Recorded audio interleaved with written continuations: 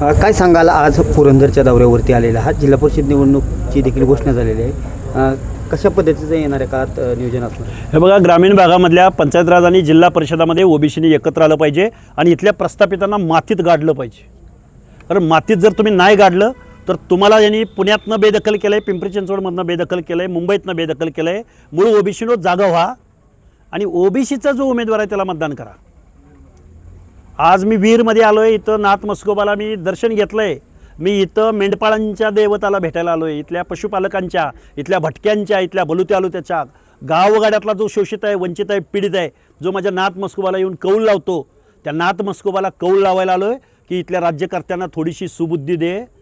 इथलं राजकारणातली मान सन्मानाची पदं, इज्जतीची पदं, कुटुंबाच्या पलीकडं या गावगाड्यातल्या सगळ्या बलुतेदारांना आलुतेदारांना पण सामावून घ्या. कारखाने तुमच्याच घरात ठेवू नका, आमदारक्या खासदारक्या तुमच्याच घरात ठेवू नका. तर तुम्ही या गावगाड्यातल्या बहुसंख्य लोकांचं प्रतिनिधित्व ज्या ओबीसी आरक्षणाच्या माध्यमातून मिळतंय त्यांना ओबीसीची तिकीटं द्या. हे मी सांगायला, हे साकडं घालायला मी नाथ मस्कोबाला आलो. खऱ्या अर्थाने राज्यात महानगरपालिका पार पडत आहेत. 15ला मतदान देखील होते, परंतु काही ठिकाणी वेगवेगळ्या युत्या पाहायला मिळत आहेत. खऱ्या अर्थाने मुंबईमध्ये उद्धव ठाकरे लढताना दिसत आहे. पुण्यामध्ये दोन्ही पवार कुटुंबीय एकत्र आलेली पाहावयास मिळत आहे. कसं पाहता एकंदरीत? हे बघा, ह्यांना सामान्य माणसाचं काही देणं घेणं नाही. राज ठाकरे, उद्धव ठाकरे एकत्र आलेत कारण मुंबई जर हातनं गेली तर यांचं राजकारण संपलं. भाजपला वाटतंय की 74,000 कोटीची मुंबई महानगरपालिका आपल्या हातात जर आली तर विरोधक संपला. अजितदादाला वाटतंय की पिंपरी चिंचवड 9,000 कोटीची महानगरपालिका मला पाहिजे आणि भाजपला वाटतंय की 13,000 कोटीची पुणे महानगरपालिका आम्हाला पाहिजे.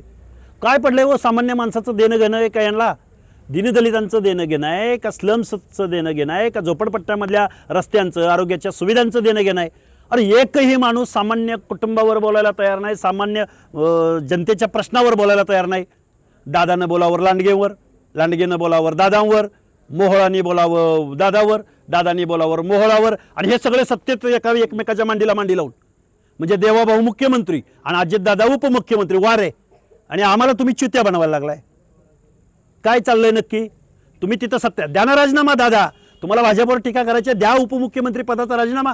अरे सत्तेची फळं भोगता तुम्ही आणि तुम्ही इथं येऊन एकमेकावर टीका. ही नुरा कुस्ती आहे. यांनी ठरवलंय की तू माझ्यावर बोल, मी तुझ्यावर बोलतो, तू मारल्यासारखं कर, मी रडल्यासारखं करतो. ही मिलीभगत आहे. सामान्य माणसाचं देणं घेणं कुणाला आहे?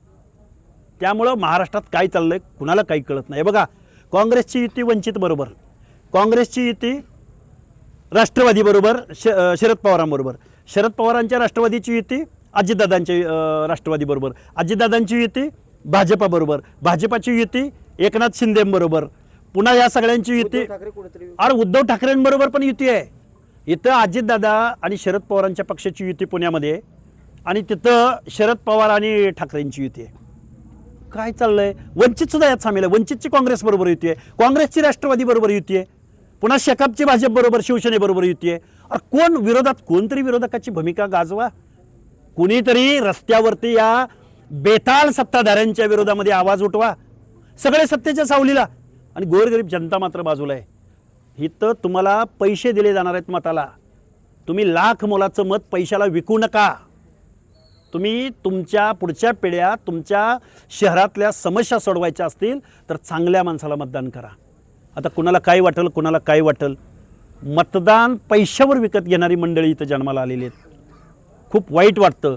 मी नाथ मस्कोबाला दर्शन, ही परिस्थिती उद्भवायचं कारण असं आहे की राजकारणाचा झालेला चोता आणि सामान्य माणसानं आपली भूमिका, जबाबदारी कुठेतरी विसरलेलं दिसतोय. सामान्य माणसानं बारामतीमधल्या आमच्या संघमित्रा चौधरीला ज्या पद्धतीनं निवडून दिलं, कुणी निवडून दिलं साहेब माहिती आहे?